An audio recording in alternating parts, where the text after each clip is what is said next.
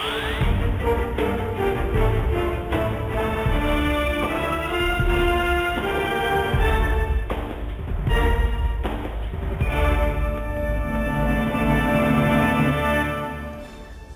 আরেকবার খাতুনগঞ্জ থেকে মতিঝিলে।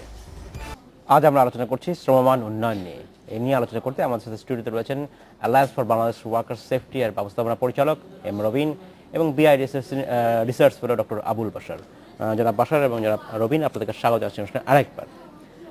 জনাব রবিন, আপনার কাছে জানতে চাচ্ছি যে আমরা প্রায় যারা এন্টারপ্রেনিউর রয়েছেন গার্মেন্টস সেক্টর, তারা বলেন যে যেসব কমপ্লায়েন্সের কথা বলা হয় সেই কমপ্লায়েন্সগুলো ইউনিফর্ম না, এক এক ধরনের বায়ার এক এক ধরনের কমপ্লায়েন্সের কথা বলে, যেটা তাদের জন্য একটু মুশকিল হয়ে যায়।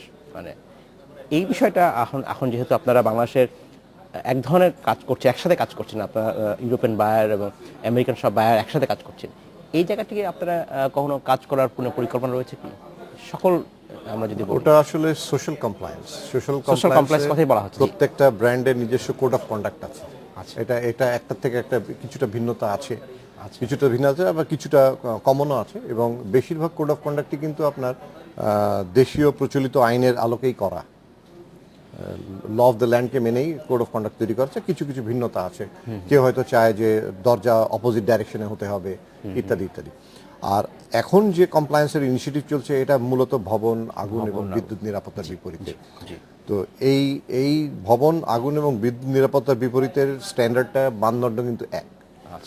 সমস্ত বায়ার, 200-র উপরে যে বায়ার এখানে কাজ করছে, তাদের মানদণ্ড এক। সোশ্যাল কমপ্লায়েন্সের আগের যে মানদণ্ডটা ছিল, এটাতে একটু ভিন্ন ধরনের আছে। এটা ইউনিফাইড করাটা বেশ কঠিন।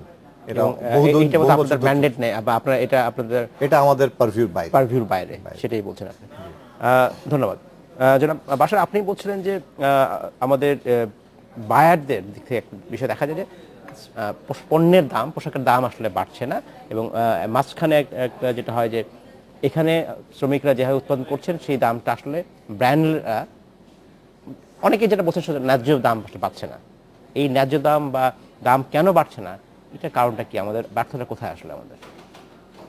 না, কারণটা কিন্তু এক অর্থে যদি আমরা বলি, কারণটা হচ্ছে আবার আমরা মানে যারা এটার সাথে উৎপাদনের সাথে জড়িত, যে 5 থেকে 5,500 উৎপাদক, ইন্ডিপেন্ডেন্ট উৎপাদক জড়িত আছে, তারাই। কেন তারাই বলছি যে যেহেতু তাদের অনেক ট্রেড বডি আছে, বিজিএমই, বিকেএমই আছে, কিন্তু তারা এই মূল্য নির্ধারণের ক্ষেত্রে একটা ইউনিফাইড পজিশন কিন্তু নিতে পারে না। হ্যাঁ, তো তারা একটা বায়ার যখন আসে, হ্যাঁ, তখন সে তো মানে স্বাভাবিকভাবেই তার কাছ থেকে অন্য কিছু আমরা আশাও করতে পারি না। সে of course he will be shopping around, যেখানে কম দামে পাবে সেখান থেকে ইয়ে করে। তো সেইখানে যে কম্পিটিশনটা হয়, তখন কিন্তু আমাদের যেহেতু 5,000 উৎপাদক আছে, সেলার আছে 5,000, হ্যাঁ, আর বায়ার হচ্ছে 200, তাই না? তো এইটা কিন্তু ঠিক অর্থনৈতিক পরিভাষায় যেটাকে আমরা পারফেক্ট কম্পিটিটিভ মার্কেট বলি, সেই মার্কেটের স্ট্রাকচারের সাথে কিন্তু যায় না, তাই না? তো ওই না যাওয়ার কারণে যেটা হয় যে এই প্রাইসটা তখন আর যারা সেলার, তারা আর প্রাইসটা তাদের অনুকূলে রাখতে পারে না। হ্যাঁ, যারা টু মেনি মানে seller but limited number of buyers, তো তখন দেখা যাচ্ছে আমি অ্যাজ এ প্রডিউসার যে দামটা এগ্রি করছি, আমি জানি যে আমি যদি একটু মানে ছাড় না দিই, আরেকজন ওই এখানে একটু কমিয়ে আমার কাছ থেকে ইয়েটা নিয়ে একেবারে সাপ্লাই ডিমান্ডের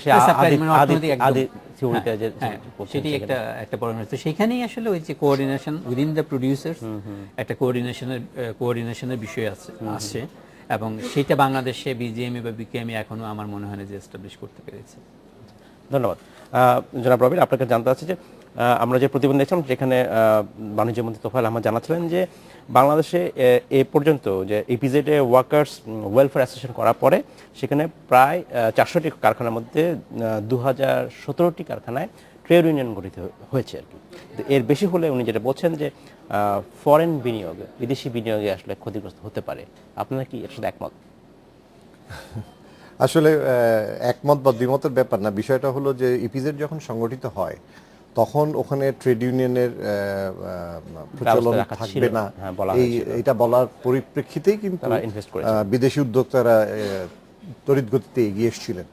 এখন ইপিজেড হওয়ার পরে তাদের এতদিনের ইনভেস্টমেন্ট, তাদের এই আশ্বাসের ভিত্তিতে তারা যে বিনিয়োগ করেছেন, মাঝপথে এসে যদি আমরা বলি যে না, এখন তোমাদেরকে ট্রেড ইউনিয়নের সুবিধা দিতে হবে, সেটার গ্রহণযোগ্যতাটা নিয়েই সরকার সন্দিহান। যার কারণে সরকার এটাতে সরকারের বিরাট আপত্তি, বিদেশি বিনিয়োগকারীদেরও একটা বিরাট আপত্তি আছে। কিন্তু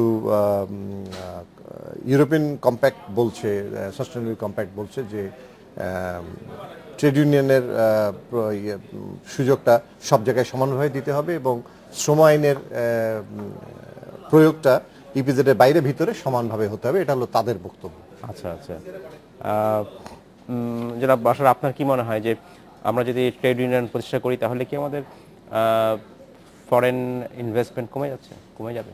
না, কিন্তু একই সাথে আমরা যদি কোনো আমাদের দেশে যদি কোনো প্রোডাক্ট আসলে এক্সপোর্ট করতে চাই, তাহলে কিন্তু আমাকে এই আইন বা এই কমপ্লায়েন্সটা মানতেই হবে।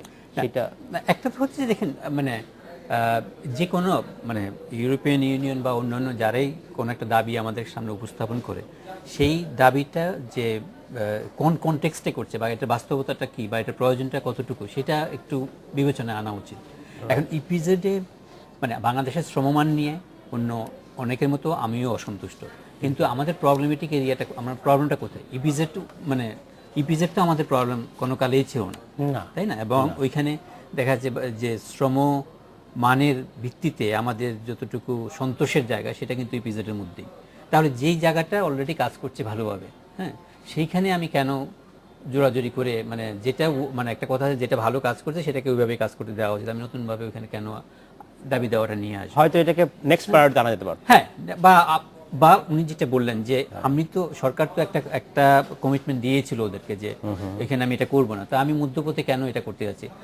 যেটা নিয়ম হতে পারে বা যেটা ইউরোপিয়ান ইউনিয়ন চাইতে পারে যে সরকার যে এই ধরনের ইন্ডাস্ট্রিয়াল ক্লাস্টার আরো গঠন করার কথা বলছে, ইকোনমিক জোনের কথা বলা হচ্ছে, তো সেইখানে শুরু থেকে হয়তো বলতে পারে যে ওইখানে কিন্তু এই সব জিনিসগুলো যে আমরা শিখলাম ইপিজেড থেকে যে ওইখানে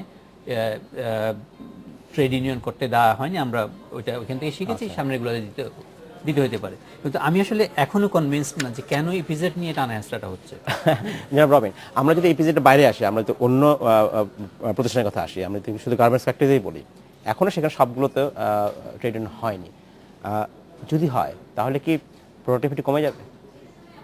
না, তা কেন কমবে? আমাদের দেশে মানে এক ধরনের সংখ্যা আছে, কারণ আমাদের দেশের অভিজ্ঞতা আসলে ভালো না। না, এটা একটা অমূলক একটা ভিত্তিহীন একটা সংখ্যা। আপনার বেটার ওয়ার্ক বাংলাদেশ নামে একটা প্রোগ্রাম চালু হতে যাচ্ছে আইএলও এবং আইএফসির ফান্ডিং এ, যেখানে এই বেটার ওয়ার্ক প্রোগ্রামের কাজই হবে আপনার শ্রমিকদেরকে তাদের কাজের মান উন্নয়ন, শ্রমিকদের অধিকার সম্পর্কে সচেতনতা বৃদ্ধি এবং ভিতরে কোনো ধরনের শ্রমিক ম্যানেজমেন্টের ভিতরের দূরত্বটা কমিয়ে আনা, যাতে তারা একই টেবিলে বসে সিদ্ধান্ত নিতে পারে। ধন্যবাদ জনাব রবিন, ধন্যবাদ ডক্টর বাশার। আমাদের সময় সর্বদিন আজকে শেষ করতে হচ্ছে, তবে আমরা আশা করব বাংলাদেশের শ্রমের মান আসলে বৃদ্ধি পাবে এবং যার ফলে আমরা আমাদের অর্থনৈতিক উন্নতি সাধিত হবে। ধন্যবাদ আপনাদেরকে।